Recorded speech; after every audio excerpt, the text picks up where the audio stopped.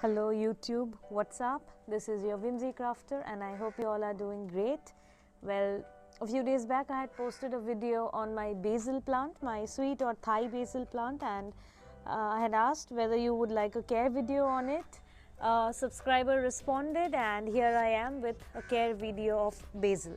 Now right on the screen, if you look, you will see that I have this little herb corner in my garden over here, and you can see 3 herb plants lined up side by side. On this side are my basil plants, this is lemongrass and this is common mint.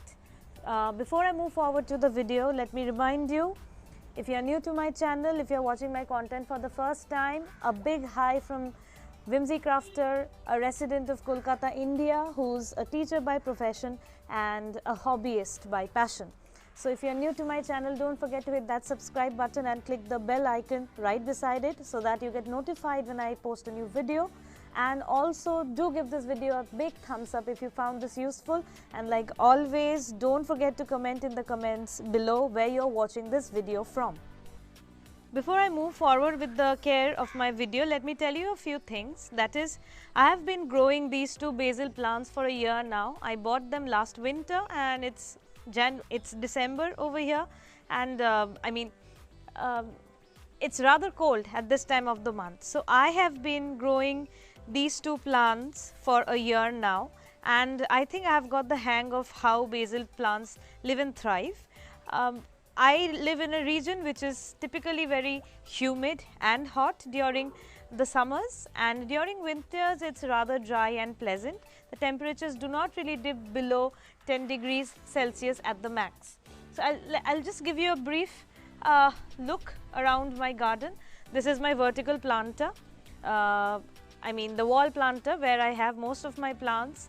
This is my orchid stand, and there are a few trees over here on the the parapets of the terrace, and obviously there are a few other trees on the sides too. That is my orchid corner.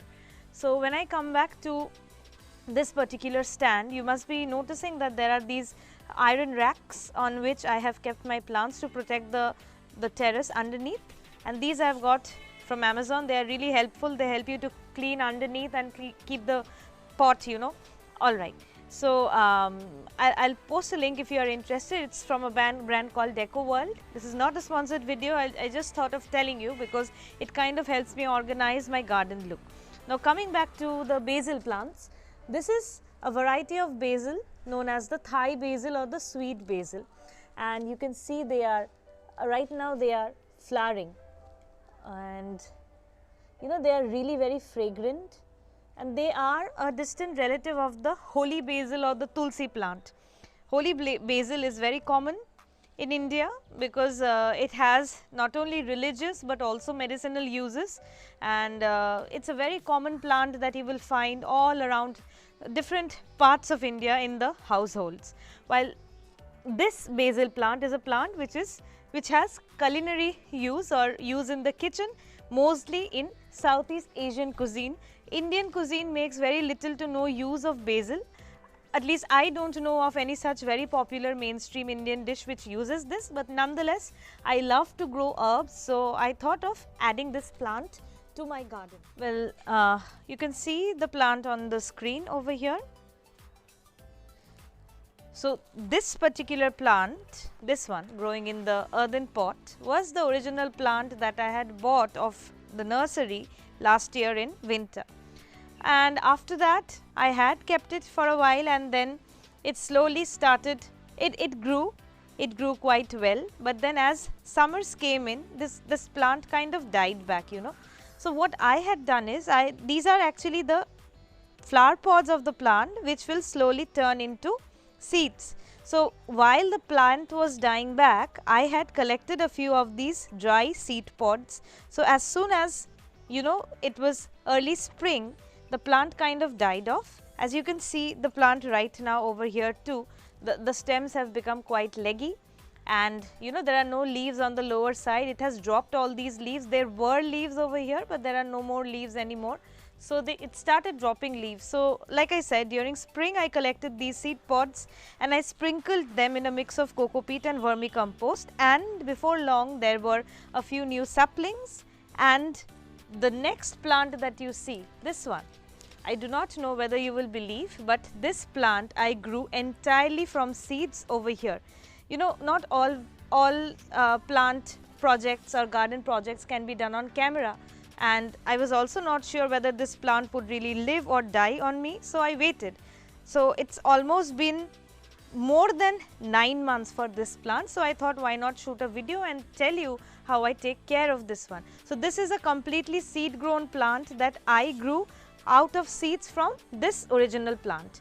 And you know, I was telling you that this is a distant relative of the tulsi plant. This is the Thai sweet basil plant, and the actual tulsi or holy basil plant that I was telling you about is here. You see, there is a distinct difference in the leaves. The leaves are ovoid over here, but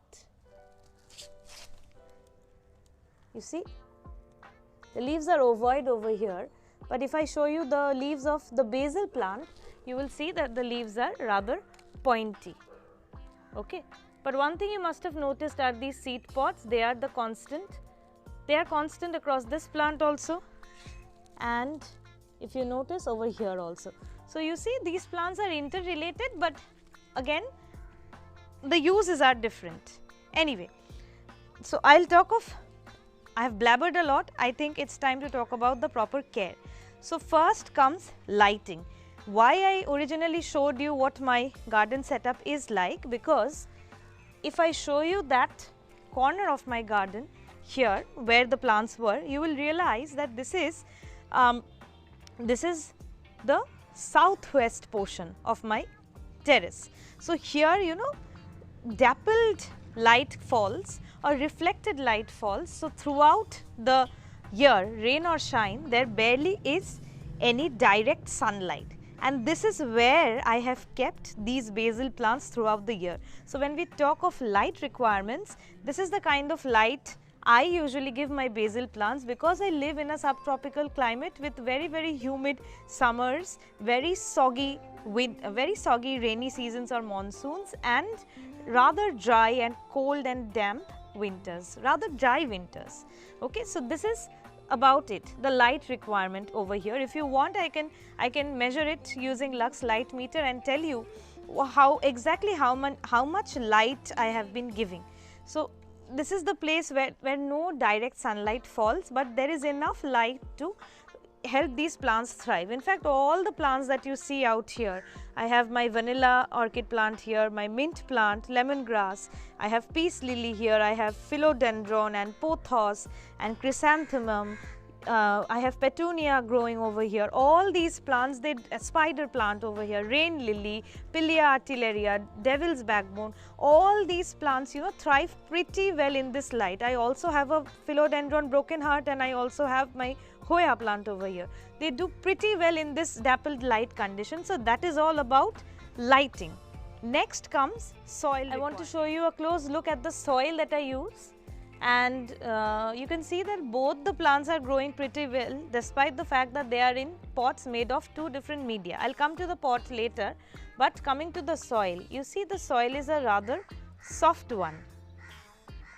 I remember preparing the potting soil of this plant by mixing equal quantity of coco peat and vermicompost. So what happens is coco peat actually softens, keeps the media moist, you must be knowing by now, keeps the media moist, and at the same time it retains moisture to an extent that you do not need to water the plant every day. This particular pot, I remember having added some soil to it too. So doesn't matter, as long as you have coco peat, whether you are using vermicompost with it or normal soil and coco peat with it, it is always in a 1:1 ratio. First, if you are using all three ingredients, add 1 part of coco peat, half part of vermicompost, half part of soil, and you will be good to go. And the idea is to keep the soil rather moist but not soggy. It should not be waterlogged, and you will have to ensure that the drainage of both the pots, whatever pot you are potting your plant in, is very good. Otherwise, there will be waterlogging here, and from my experience of growing holy basil and this basil plant which has come a full year round, I can tell you that they do not like to be waterlogged at the base. You need to see that the soil is well draining, at the same time it remains hydrated and it does not get too much of the scorching light of the sun, otherwise it is going to scald. Now you might ask me that a few leaves over here are turning yellowish. It is simply because of the dry winds that are blowing, because winter has already set in this part of the world. So that is the reason why, you know, some of the leaves are becoming yellowish. It's due to the lack of humidity. What I have seen is during hot summer days, when the soil is watered enough but still the plant droops, I have given it, you know, very fine misting of water twice a day, early in the morning and before the sun sets in the evening, and they have done pretty well. So that gives me the idea that they like humidity too. They are humidity loving plants, and if you keep them at a spot where there are other plants surrounding them, then they will do pretty well. Okay, so this is the second idea that I have in mind when I talk to you about the soil requirements. So we are done with the soil requirements and the light conditions. Third is pests. To be very honest, any pests attacked this plant so far. There was one creepy crawly insect kind of thing that resembled the sticks. It was not a stick insect, it was some other plant, you know, bug. I could not fix it, I could not understand what it was, but it used to cling on to the branch and suck out the juice, but I handpicked them out and killed them, and after that the plant has been thriving. The plant has not given me any kind of trouble, and I have seen it, I have observed it with you know, medicinal plants or herbs which have a fragrance of their own. They do not really attract a lot of pests. I guess the aroma that they house, that kind of repels the pests. I have used these leaves in making pasta once, and I really liked the subtle kick of flavor that the plant gave. I also added it to the pizza, and it is exactly, it's not the actual oregano type flavor, but it had a different distinct flavor of its own. So yeah, that's about it, and I'll try my level best to make a video where I show you how to grow seeds, grow baby plants or more basil plants from existing plants, because there will be a point of time where no matter what you do, these plants will die on you, because herbs are usually annuals, you know. If you kind of take proper care, you can keep them as biennials or sometimes perennials, but their normal course is to live for a year, flower like this, let these flowers turn into fruits, and then one trick I can tell you is to snap off these flower pods, because once the flower pods are on, the plant gets the message that my end is near. So once these flower pods will ripen with the seeds inside them, the plant will know my work is done, my deed is done, so it will slowly start dying back. So I have tried this trick on my tulsi plant, the holy basil plant that I showed you previously, and that plant has stayed with me. As long as the flower pods are not there, the plant will know that my life cycle is not yet over. I'll have to create new flower pods, have to shoot up new leaves and branches, and that is how, you know, I maintained my tulsi plant, and this plant too. I'm sure I'll be successful. I have not cut off the flower pods yet because I wanted to make this video for you. So let me know how you like this video. Tell me in the comments below where you are watching this video from, and as always, do share your comments and queries. Do give this video a thumbs up if you found this useful, and tell me what other videos you would like to see on my channel. Take care, happy holiday season, and go Whimsy.